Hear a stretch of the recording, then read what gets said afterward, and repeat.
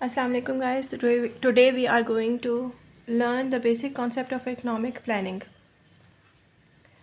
So the definition of economic planning is that according to Mr. Barbara Wooten, planning as a conscious and deliberate choice of the economic priorities by some public authority. कोई public authority जो कि हमारे मुल्क में usually जो government होती है वो कोई deliberate और conscious effort डाले economic कंडीशंस को चेंज करने में कुछ प्लान करे, इस चीज़ का नाम जो है इकोनॉमिक प्लानिंग कहलाता है। Economic planning the process by which की इकोनॉमिक डिसीजंस आर मेड और इन्फ्लुएंस्ड बाय सेंट्रल गवर्नमेंट। वही बात है कि जो बेसिक इकोनॉमिक डिसीजंस हैं वो हुकूमत की तरफ से बनाए जाएँ या फिर उन पर असरअंदाज हुआ जाए।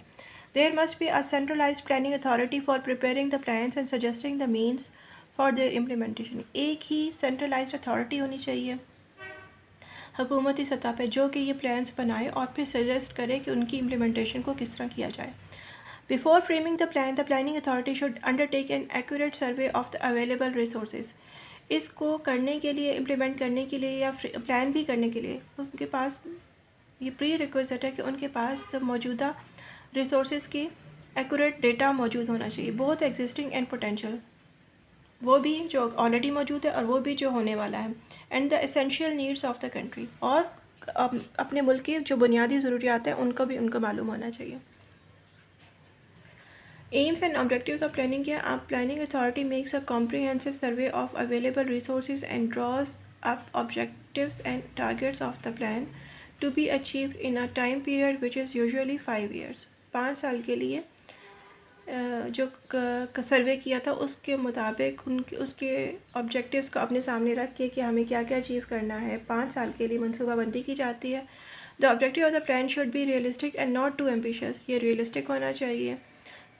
दे should be interrelated and complementary, एक दूसरे के साथ मरबूत होना चाहिए और एक दूसरे को बूस्ट करने वाला है। ऐसा ना हो कि एक तरफ तो हम एक प्लान में हम ये पॉलिसी दें कि फॉर एग्ज़ाम्पल इम्पोर्ट्स को हमने कम करना है, दूसरी तरफ हम उसके ऊपर ड्यूटीज़ वगैरह कम कर दें, तो ऐसे नहीं होना चाहिए, बल्कि ऐसी प्लानिंग होनी चाहिए कि दोनों एक दूसरे को कॉम्प्लीमेंट करें। If there is a clash between the objectives it will be an utter failure. अगर उनके दरमियान में क्लैश आ जाता है तो फिर तो प्लान जो है वो नाकाम हो जाएगा। अच्छा जी, following are the major objectives which are generally achieved through planning. वो ऑब्जेक्टिव्स क्या क्या हैं? अचीवमेंट ऑफ फुल एम्प्लॉयमेंट, ज़्यादा से ज़्यादा लोगों के अंदर लोगों के लिए रोज़गार पैदा किया जाए। इंक्रीज़ इन नेशनल इनकम, कौमी आमदनी को जो है वो बढ़ाया जाए। Reduction in income inequalities in income, तो जो इनकम इनक्वालिटीज़ हैं उनको कम से कम कर दिया जाए।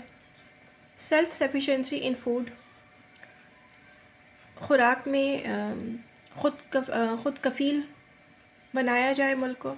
रीड्रेसिंग इम्बैलेंस इन द इकॉनमी, जो इकॉनमी के अंदर इम्बैलेंसेस है, फॉर एग्जांपल अगर हमारा कोई एक सेक्टर ज़्यादा इम्प्रूव कर रहा है और दूसरा सेक्टर लैग बिहाइंड कर रहा है या पीछे रह जा रहा है, तो उन दोनों को यकसा एक सतह पर लाने के लिए एफ़र्ट्स करनी चाहिए, ताकि फॉर एग्जांपल अगर एग्रीकल्चर जो है वो आगे जा रहा है और इंडस्ट्री निगलेक्ट हो रही है, तो गवर्नमेंट को ऐसे इंसेंटिव्स देने चाहिए इकॉनमी में कि वो जो इंडस्ट्रियल सेक्टर है वो भी बूस्ट करे और दोनों साथ साथ चलें। A government development plan should allocate resources in a manner that involves a profound transformation of the entire economic structure, जिससे जो हमारा इकोनॉमिक स्ट्रक्चर है, तमाम जो पिलर्स हैं इकोनॉमी को बूस्ट करने के लिए, वो सारे साइड बाय साइड खड़े हों।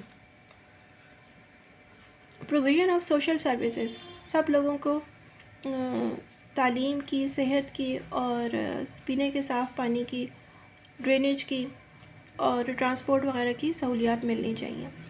इसी तरह पॉपुलेशन वेलफेयर प्रोग्राम होना चाहिए ताकि ज़्यादा से ज़्यादा लोग जो है वो फैमिली प्लानिंग के ऊपर अमल करें और जो इस वक्त बढ़ती हुई आबादी है पाकिस्तान की वो कंट्रोल की जा सके।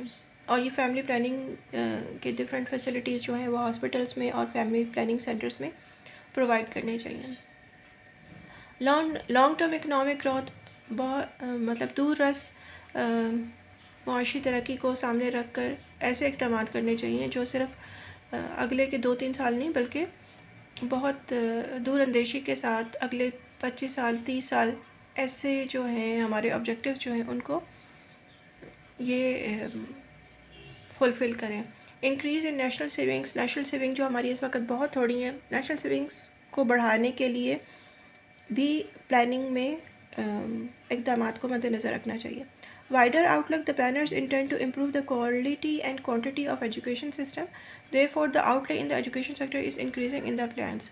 Women participation in developing countries is also being encouraged.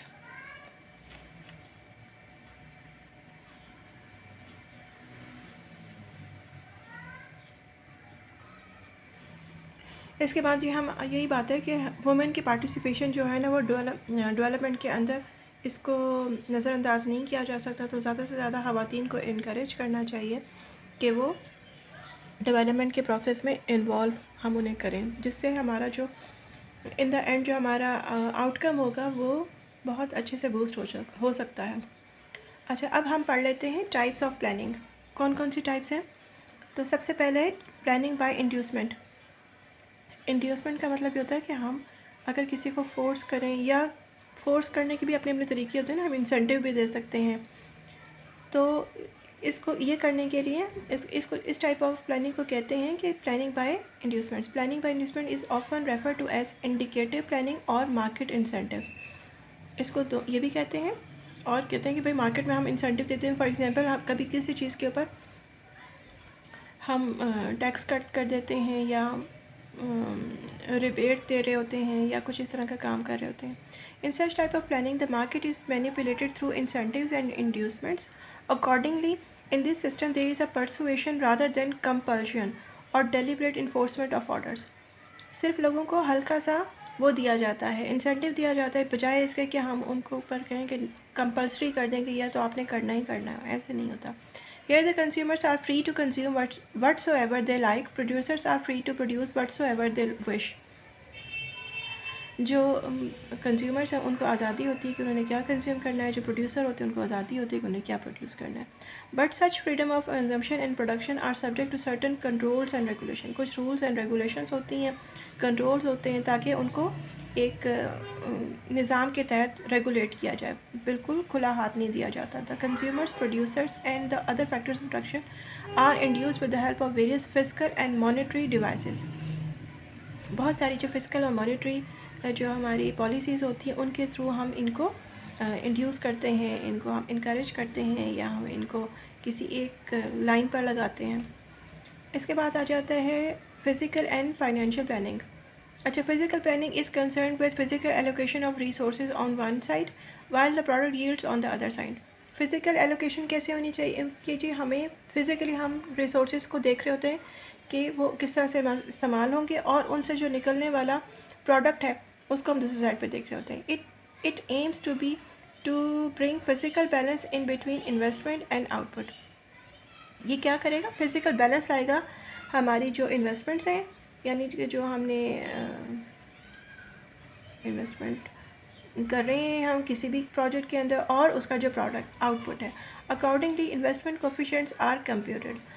Investment coefficients जो हैं वो निकाले जाते हैं, तखमीना लगाया जाता है। These coefficients show how much amount of investment will be required for a given amount of output.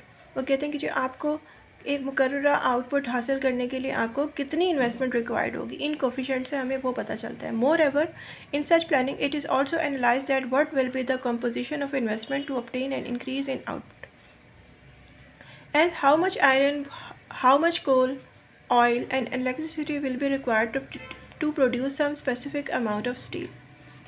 Steel की एक मुकर्ररा मिकदार जो हासिल करने के लिए हमें कितना लोहा, कितना कोयला, कितना ऑयल और कितनी इलेक्ट्रिसिटी चाहिए होगी, इन सब इसको हासिल करने के लिए। तो इसके सारे तखमीने लगाए जाते हैं फ़िज़िकल प्लानिंग के अंदर। और फाइनेंशियल प्लानिंग में तो यही होता है ना कि उसके लिए कितना फाइनेंस रिक्वायर्ड होगा।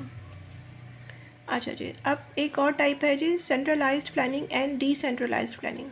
सेंट्रलाइज्ड प्लानिंग वो होती है जो कोई एक अथॉरिटी पूरे मुल्क में प्लानिंग करती है, और डिसेंट्रलाइज्ड प्लानिंग ये होती है कि जब अथॉरिटी उस चीज़ की प्लानिंग ना कर रही हो, या वो जो है एक के करने के बजाय वो हर कोई अपनी अपनी सिमत में जा रहा हो, इसको कहेंगे decentralised planning. Under centralised planning all the economic decisions are taken by the central authority of the government or the government. It is the government which formulates economic plans, determines objectives, वो बनाती है, economic plan बनाती है, उसके objectives बनाती है कि क्या क्या ऑब्जेक्टिव होने चाहिए, सेट्स टारगेट्स, अपने अहदाफ को मुकर्रर करती है, एंड प्रायोरिटीज़.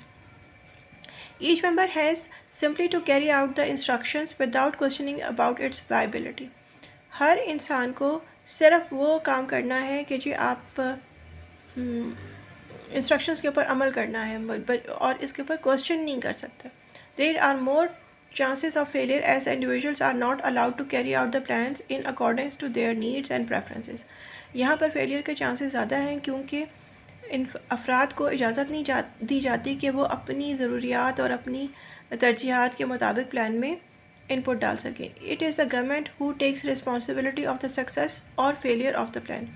अगर वो कामयाब होता है तो भी रिस्पॉन्सिबिलिटी गवर्नमेंट की, और अगर नाकाम होता है तो भी हुकूमत ज़िम्मेदार है.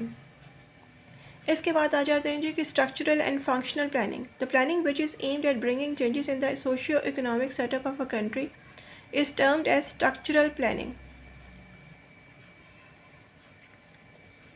स्ट्रक्चरल प्लानिंग कहलाती है जब हम उसकी सोशो इकोनॉमिक जो कंट्री है उसके अंदर चेंजेस ला रहे होते हैं.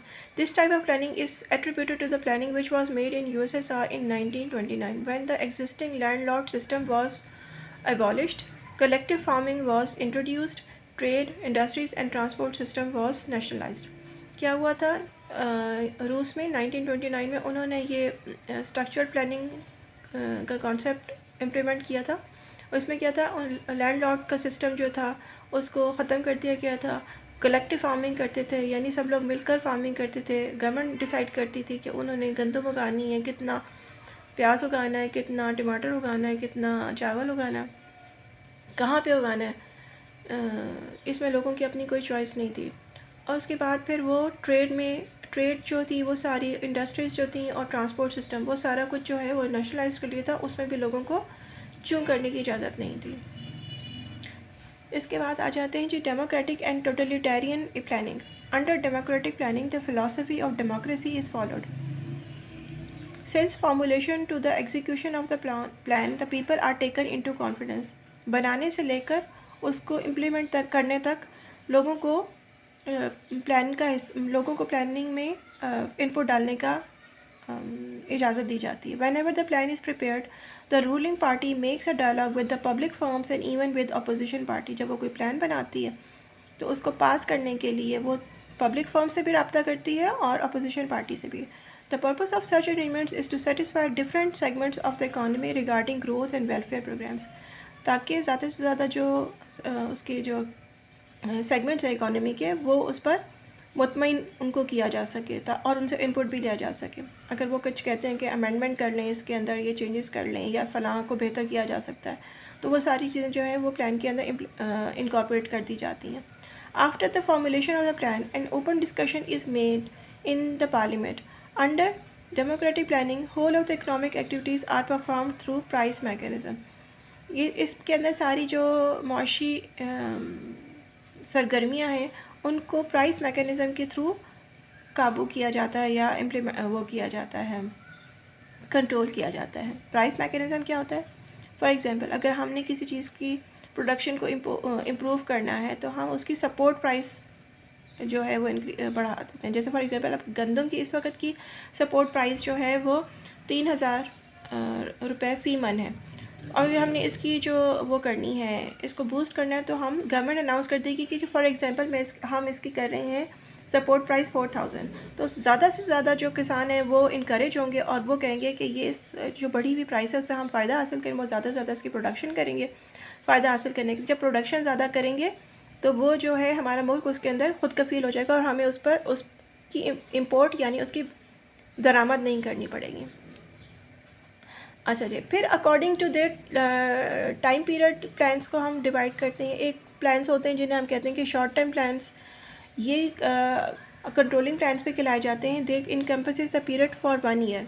आमतौर पे 1 साल के होते हैं. They are also known as annual plans. इनको सालाना मंसूबे कहा जाता है. इन एनुअल प्लान्स और budgets the financial aspect of the plan for example financial resources and applications are shown. ये जो हम बजट बनाते हैं ये हम सालाना बनाते हैं. और इनके अंदर इन्हीं के थ्रू हम जो है चीज़ों को कंट्रोल करने की मुख्तलिफ चीज़ों को कंट्रोल करने की कोशिश करते हैं. In the annual development plan the items pertaining to capital budgets that is the revenue capital revenue and expenditure are listed. The main objective of short-term plan is to raise the revenue, attain the short-term economic targets, bring price stability and remove deficit and balance of payment. इसका क्या target होता है कि हम अपने ज़्यादा से ज़्यादा रेवेन्यू को बढ़ाएं, आमदनी को बढ़ाएं और इकोनॉमिक शॉर्ट टर्म जो इकोनॉमिक टारगेट्स हैं उनको अचीव करें. प्राइस स्टेबिलिटी यानी कीमतों में इस्तेहकाम लाया जा सके और बजट के अंदर जो बैलेंस ऑफ पेमेंट है वो हमारा डेफिसिट में से उसका खसारा जो है वो कम से कम कर दिया जाए. इसके बाद आ जाते हैं medium term plans. The medium term plans last for the period of 3 to 7 years, 3 से 7 साल के दरमियान के होते हैं. But normally the medium term plan is made for the period of 5 years, जैसे हमारे मुल्क में पहले 5 साल मनसूबे बना करते थे. The medium term planning is not only related to the allocation of financial resources but also the physical resources. सिर्फ फाइनेंशियल नहीं बल्कि फिज़िकल रिसोर्सेज के मुतालिक भी सोचा जाता था. अब चूँकि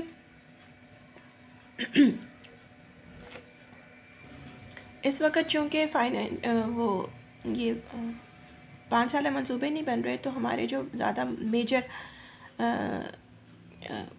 प्लान्स है रिगार्डिंग फ़िज़िकल रिसोर्सेज वो हम कर नहीं पाते. लाइक कि हम अपने डैम्स के मतलब नहीं सोचते, हम पावर प्लांट्स के मतलब नहीं सोचते क्योंकि ये ईयरली या एनुअल प्लान्स का हिस्सा नहीं बन सकते. फ़िज़िकल रिसोर्सेज के लिए हमें कम से कम 5 साल का अरसा तो चाहिए होता है. तो हमारी गवर्नमेंट्स इसके मतलब सोचती नहीं क्योंकि वो उनको नहीं मालूम होता कि अगले 5 साल बाद वो होंगी भी या नहीं होंगी, तो लिहाजा ये लैग बिहाइंड हो जाता है या निगलेक्ट हो जाता है. The main objective of medium term economic planning are to raise per capita income, raise the level of employment, create self-efficiency in the economy, reduce dependence over foreign aid and raise revenues through domestic sources and to remove regional and inter-regional disparities. ये सारे words जो हैं ये self explanatory हैं.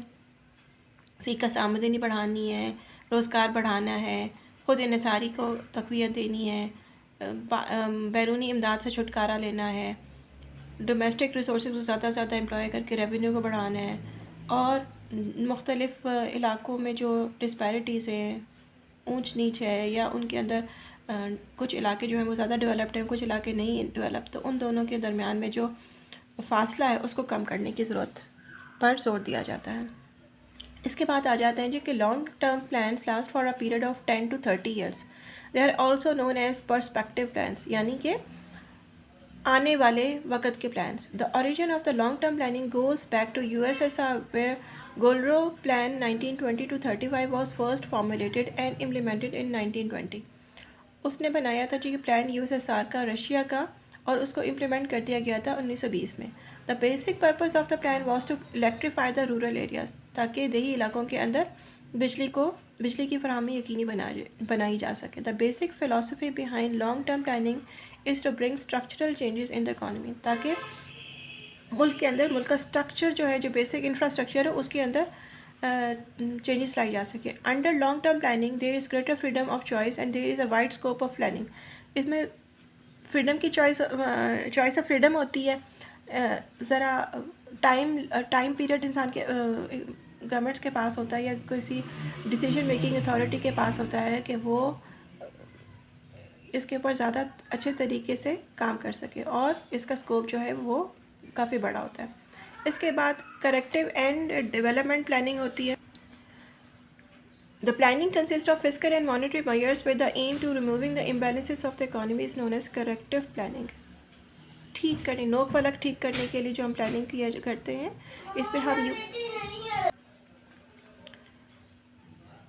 As to control inflation, if the government follows a very strict fiscal and monetary package, controls aggregate demand by checking consumption, investment and government expenditure, this will be the case of corrective planning. ये corrective planning कहलाती है जब हम अपनी जो महंगाई है उसको कंट्रोल करने के लिए हम अपने मुल्क की जो कंजम्पशन है उसके ऊपर चेक रखें, इन्वेस्टमेंट्स के ऊपर चेक रखें या गवर्नमेंट अपने एक्सपेंडिचर्स के ऊपर नज़रसानी करे। इस चीज़ को कहते हैं करेक्टिव प्लानिंग। इसके बाद आ जाते हैं जी capitalist and socialist planning. Capitalist economy is known as free enterprise economy, जहाँ पर हर तरह की आज़ादी होती है।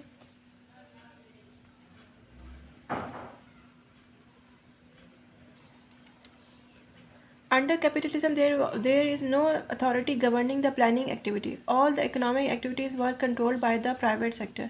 The state function was limited to tax collection and defense. There was no public welfare measures, no development planning and no labor rights. ठीक है, सिर्फ गवर्नमेंट का काम होता है टैक्स कलेक्ट करना और मुल्क की हिफाजत करना। इसमें कोई भी वेलफेयर के प्रोजेक्ट्स नहीं किए जाते, ना ही कोई लेबर राइट्स होते हैं और कोई डेवलपमेंट प्लानिंग नहीं की जाती। प्लानिंग अंडर मिक्स्ड इकोनॉमी कौन सी होती है, जिसमें कैपिटलिस्टिक और फ्री इकोनॉमी सोशलिज्म के दरमियान में की जो इकोनॉमी होती है उसको मिक्स्ड इकोनॉमी कहा जाता है। Most economy suggest that the operation of mixed economy are not suitable. Most economists suggest the operation of mixed economy because of extreme capitalistic and socialistic systems are not suitable. Capitalist or free enterprise economy are characterized by a lot of problems, including misallocation of resources, market imperfections, monopolies, oligopolies, labor exploitation, widening gap between haves and have-nots, and consumer exploitation. जब free enterprises होती है या free economy होती है तो लोगों को बिल्कुल क्या कहते हैं मादर पिदर आज़ाद हो जाते हैं। वो रिसोर्सेज की एलोकेशन अपने हिसाब से करते हैं जहाँ पे उनको मैक्सिमम प्रॉफिट नज़र आ रहा होता है। मार्केट जो है उसके अंदर इम्परफेक्शंस आ सकती हैं, मोनोपोलीज जनरेट होती हैं, ओलिगोपोलीज यानी 6-7 लोगों की मोनोपोली भी हो जाती है, उन्हें ओलिगोपोली कहते हैं। लेबर एक्सप्लॉयटेशन होती है, लेबर अपने तौर पर अपने जो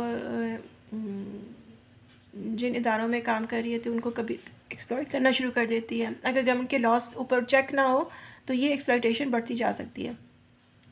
और जिन लोगों के पास असासे हैं और जिनके पास नहीं है उनके दरमियान का जो फासला है वह बढ़ता चला जाता है और कंज्यूमर को एक्सप्लॉइटेशन उनकी होती है। On the other hand socialistic form of economy may create the problems like state monopoly and supremacy, bureaucratic hold, corruption, red tapeism, VIP system, loss of consumer sovereignty, standardization of products, poor quality of products, less foreign trade, etc.